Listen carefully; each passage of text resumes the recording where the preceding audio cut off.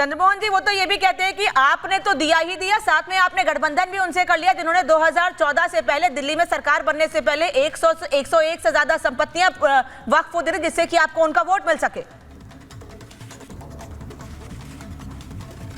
मीर जी जरा सबल के बोलिए, आपके अलायंस पार्टी जो कर्नाटका में इससे पहले थी और जिसके साथ आज आप बैठे हैं जो गठबंधन की सरकार लेके, कहीं वो इस बात से नाराज ना हो जाएं, क्योंकि दो तरफे की बातें जो अभी समीर जी कर रहे थे और जो रागी जी कह रहे थे, उन्हीं के मोहन भागवत जी कहते हैं कि हर मस्जिद में शिवलिंग क्यों होना, और वक्फ बोर्ड के बारे में भी विचार देते हैं। और वो क्या कह रहे हैं और कहां पर आपकी मंशा दिखती है? देश के सुप्रसिद्ध साइंटिस्ट, पूर्व राष्ट्रपति जिस धर्म वर्ग के हैं उसी धर्म वर्ग के प्रति आपके अपमानित शब्द है। जो पार्टी और जो पार्टी के समर्थक संविधान और कानून को ना माने वो कानून की परिभाषा बताते हैं। अरे कांग्रेस के टाइम के ऊपर किए हुए इस कार्य प्रणाली के प्रश्नों को आप देश की जनता पे घुमाते हैं, लेकिन उसका साक्षात प्रमाण देने में आपको बिल लाने में देरी क्यों लग गई? 10 साल क्यों लग गए? आप लोग की वजह से किसी के पास नहीं था। ठीक तब जब आप नहीं, चंद्रमोहन शर्मा जी, जगदम्बिका पाल जी जो ज्वाइंट पार्लियामेंट कमेटी के अध्यक्ष हैं, वो ये कह रहे हैं भाई हमारी रिपोर्ट तो तैयार थी, लेकिन विपक्ष ये कह रहा है, विपक्ष के सांसद ये कह रहे हैं कि आपने उन राज्यों से बात ही नहीं की जिनके पास सबसे ज्यादा वक्फ की संपत्ति है। तो फिर सर अगर जेपीसी बनी है, सबको साथ लेकर बनी है, सबके डिमांड पर बनी है, तो बात तो सुननी पड़ेगी ना। फिर वो तो कह रहे रिपोर्ट तैयार है, हम पेश करने को तैयार थे। जगदम्बिका पाल जी इससे पहले झुंझुना कौन सी पार्टी का बजाते थे? जब उस पार्टी का झुंझुना बजाते थे, अभी जो बात कर रही हूं उसकी बात करेंगे चंद्रमोहन जी। आपने कहा कि सरकार क्यों बैकफुट पर आ गई, सरकार ने क्यों 60 दिन का समय और दे दिया? तो बात तो सर ये भी कही गई ना, फिर बात तो सर फिर ये भी कही गई ना कि हम तो रिपोर्ट तैयार करके बैठे हुए थे, विपक्ष के सांसद बैठक छोड़कर जाने लगे। वो तो ये कह रहे हैं कि विपक्ष के सांसद जेपीसी की बैठक छोड़ के जाने लगे, और 1 महीने पहले तो हमने देखा भी था कि कैसे बोतल तक तोड़ दी गई थी जेपीसी की बैठक में, नौबत हाथापाई तक पहुंच गई थी, गुस्सा इतना ज्यादा बढ़ गया था। तो सर इन सब चीजों को देखते हुए सामंजस्य तो बैठाना ही था ना। ये तभी तो मैं बोल रहा हूं कि जिसकी जैसी संगत उसकी वैसी रंगत, ये संगत का ही तो असर है। अगर आपको कोई कार्य करना है, जीपीसी कमेटी आपके द्वारा गठित होगी, जीपीसी कमेटी के अंदर उसको विचार दिन दीजिए, उसमें विषय को रखिए, ये विषय मत बनाइए 15 मिनट और 15 सेकंड। अच्छा। इलेक्शन की तरह इसको खेला मत करिए।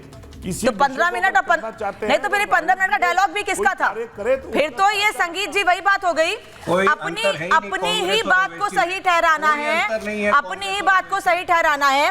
अगर सरकार नहीं मानती, 60 दिन का वक्त नहीं देती और कहती नहीं 28-29 तारीख को आपको रिपोर्ट पेश करनी है, तब भी हंगामा करते, कहते हैं हमारी बात नहीं सुनी गई। अब जब समय दे दिया गया तो कहते हैं सरकार तो बैकफुट पर आ गई है। बिल्कुल सरकार बैकफुट पे है। संगीत रागी उसी तरह से कि हम सर्वे करवाएंगे नहीं और सर्वे का प्रश्न खड़ा करेंगे। संगीत जी का फ्रेम शायद चला गया है। अच्छा, चंद्रमोहन जी कुछ कह रहे हैं? बोलिए चंद्रमोहन जी। देखिए सरकार बैकफुट पे है। सरकार उसी मुद्दे को आगे लेके आती है जिस मुद्दे से वो अपने आप को बचाना चाहती है। आज सरकार किसी भी ऐसे मुद्दे के ऊपर बात करना नहीं चाहती जिन मुद्दों की देश की जरूरत नहीं होगी, उस मुद्दे को सामने लेके जाती है। बैकफुट वाली सरकार ही तो है, कमजोर। मतलब आप ये कह रहे हैं, मतलब तुहिन सिन्हा, इनका कहना ये है चंद्रमोहन शर्मा का कि जिस भी चीज पर सरकार कदम उठा रही है, फिर चाहे वो वक्फ बोर्ड हो या फिर दूसरे 370 को लेकर या जितने भी कदम सरकार की ओर से उठाए गए हैं, सब बिना किसी काम के थे, कि इसका कोई मतलब नहीं था। जो कांग्रेस का है, जो विपक्ष के नेता का है, बस वही कीजिए, बस वही सही है।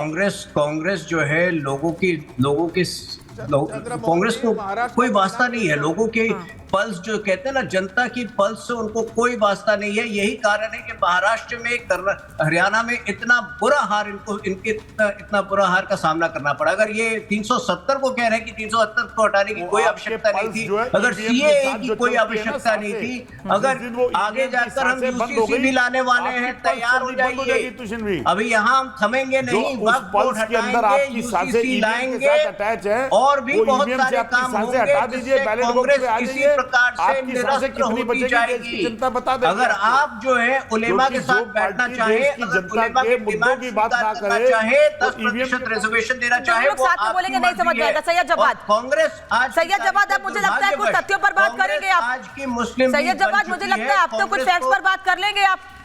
थोड़ा सा तो निकाल लिया होगा कहीं ना कहीं से कुछ आपने। नहीं देखिए, अभी आप बोलने देंगी मुझे, वक्त भी देंगी, कितना शानदार वो अभी लगेगी। शुरुआती आपसे की, आप क्या वक्त नहीं देंगी? बहुत दूर तक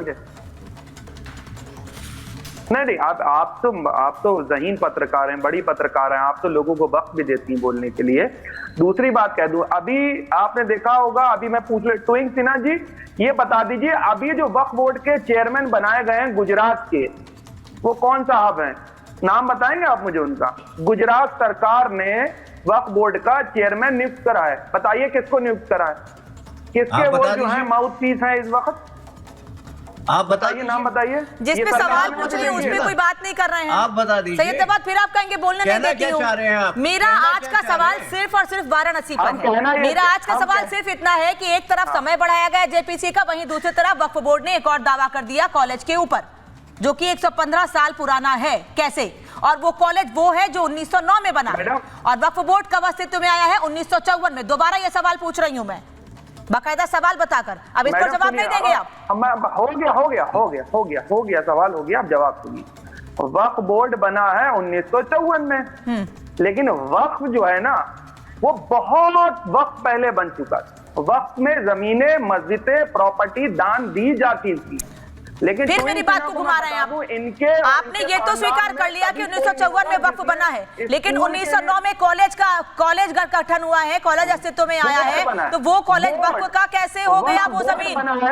लेकिन अरे बैक डेट में चलना बंद करिए, बैक डेट में चलना बंद करिए, सोचिए। बहुत पहले से था, बहुत से स्कूल्स को, बहुत से कॉलेजेस को, बहुत से मदरसों को, बहुत से लोगों के जो समाज कल्याण के काम होते थे उनको बोर्ड अपनी जमीन देता था। नहीं, सवाल ये नहीं है, सवाल सिर्फ इतना है, सवाल सिर्फ इतना है सैयद जवाद। नहीं, बहुत बहुत धन्यवाद आपका जुड़ने के लिए। जो जवाब मैं जानना चाह रही थी कि वो कॉलेज जहां बच्चे पढ़ने के लिए जाते हैं, जहां शिक्षा का मंदिर है, जहां बड़ी संख्या में स्टूडेंट्स जा रहे हैं, वो मंदिर जो सालों से है, 50 साल से, 70 साल से, 100 साल से मंदिर है, वहां पर दर्शन करने के लिए, पूजा अर्चना करने को लोग जाते हैं। जब उस पर दावा किया जाता है तो कोई कुछ बोलने को नहीं आता है, लेकिन जब राजनीति करनी होती है, लोगों को भड़काना होता है, तो सड़क का सदन आपका, सड़क हमारी, और हम अदालत के सामने भीख नहीं मांगेंगे, ऐसी बातें करके लोगों को भड़काने की कोशिश की जाती है। धन्यवाद सभी का। महाभारत में इतना ही।